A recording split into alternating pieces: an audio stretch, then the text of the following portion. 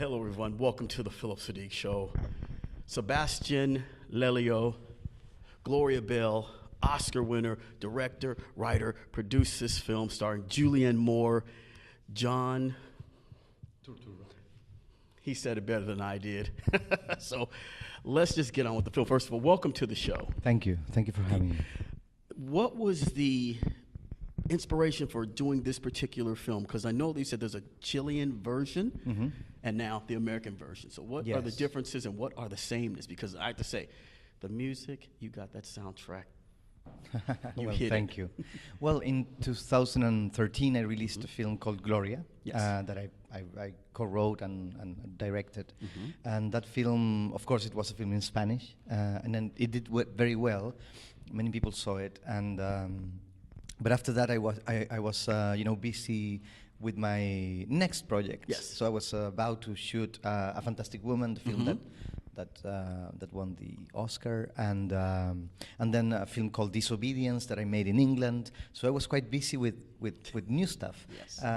But then Julianne Moore saw Gloria, and I wasn't necessarily interested in remaking my own film.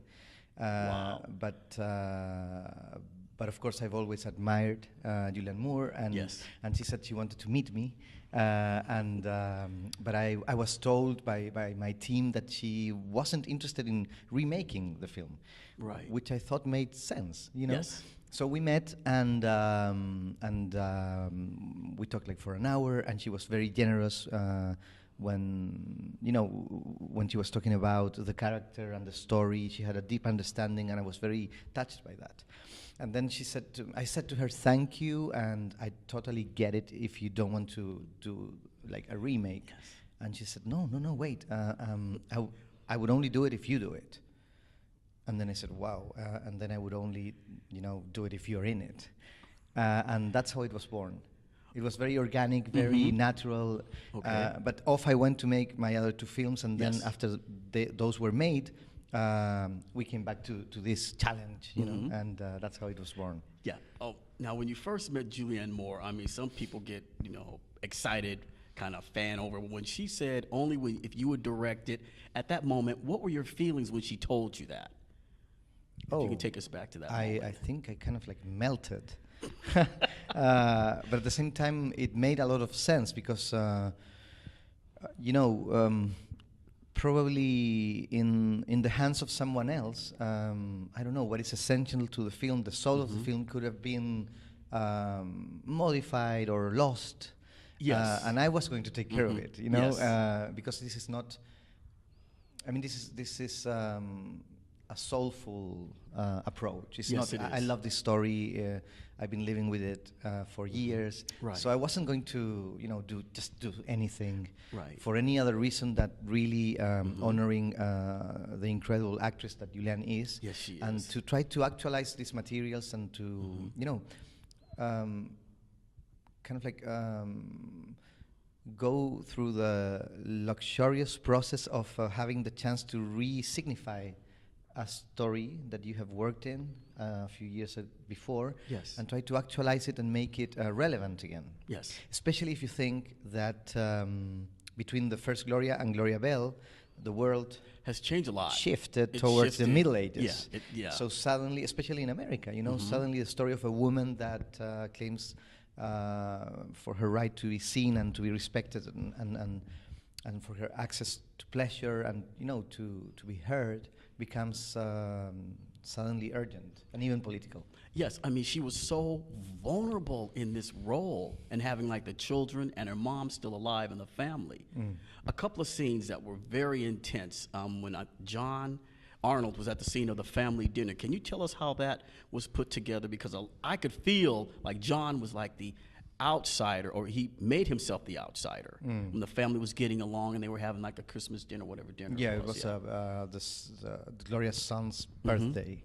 Yes. Well, that's one of the more complex scenes in the film because it's I think 7 characters sitting around a table talking, everyone on top of each other, and it seems very natural. But of course, it's the product of Right. You know, Yes. so it's very hard to film that. But you know, we had the good luck to be able to put together a wonderful cast, you know, a wonderful group of actors. So it was really a pleasure to see them interact and to, you know, to embrace that chaos, so to Right. say. Yes, it was. And I mean, Arnold was, you know, I won't say a love-hate relationship, but you could feel for Arnold, and then at the same time, it's like, and then Gloria finally said it, you know, get a sack. You know, man up, straighten up a little bit, you know. And I kind of like, yes, yes, yes, in the theater when I was watching it. Another scene where he is reading poetry to her, that was so immensely powerful. How did you get those two to connect on that level? Well, the poem is really touching, you know, and it has something that is almost like childish. There's something very playful about it, and it's very tender. And well, John is such a great actor as well. So Yes. so I don't know what they did, but they managed to, you know, to make it very moving as a moment. No. Yes, very moving. The dance scenes, the music. I mean, I think you caught the zeitgeist of the 70s, because all the songs that were when she was on the dance floor, I knew. You have Earth, Wind, and Fire, Gloria Gaynor, Paul McCartney, a couple of other things. I mean, how can people get the soundtrack? Because it fits. It's so good. Someone told me yesterday that we will at least put together all the songs so people can listen to it in Spotify. Yes. So, you know, so the Gloria Bell playlist, so to say, which is great fun because it's quite a combination of you know, songs from the 70s and 80s and a few other things. Yes. Yeah, I mean, one of the things I enjoy the most is finding the music that it will, you know, inhabit a film. And in this case, Gloria Bell is almost like a musical film. You know, I mean, each 1 or 2, 3 minutes, a new song plays again, and they either sing it or dance it or listen to it, and somehow the emotion of the music and the lyrics resonate with whatever the characters and especially Gloria is going through, almost like in a musical film. Yes, and in the car, it's like she's in her own world with the music. Yes. Well, this is the wrap-up sign, but 2 other scenes I want to talk about. Who casted that cat? That cat just happened to be the cat. The cat. Yes. It's a breed called Sphinx, and they are great cats. I mean, they're very good actors because they are very obedient and very flexible, and they tend to, you know, stay as you ask them to, you know, so you can like move the head. And, Yes. And they behave very well. Yes. Yeah. And the lady told the story of that particular cat, you know, the lion patting on the head and it breathing out and rebirth. And I was like, yeah, that's a that biblical says story. something.